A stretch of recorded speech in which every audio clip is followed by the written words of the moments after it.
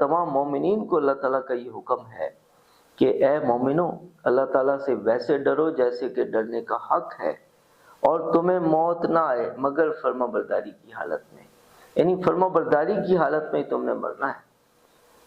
وَلَا تَمُوتُنَّ إِلَّا وَأَنْتُمْ مُسْلِمُونَ۔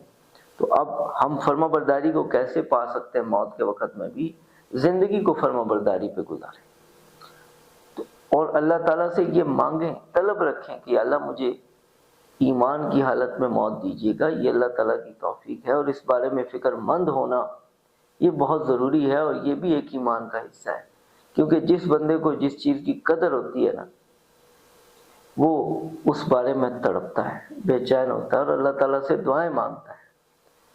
تو جو بھی ایمان کی قدر کرنے والے ہیں وہ ایمان کی حفاظت کی دعا ضرور مانگتے ہیں، اور اس حوالے سے کچھ نہ کچھ عمل وہ ضرور کرتے ہیں تاکہ یہ ایمان ہمارا بحفاظت الہی محفوظ رہے، اور ہم اس ایمان کی حالت میں اللہ تعالیٰ کی بارگاہ میں حاضر ہوں۔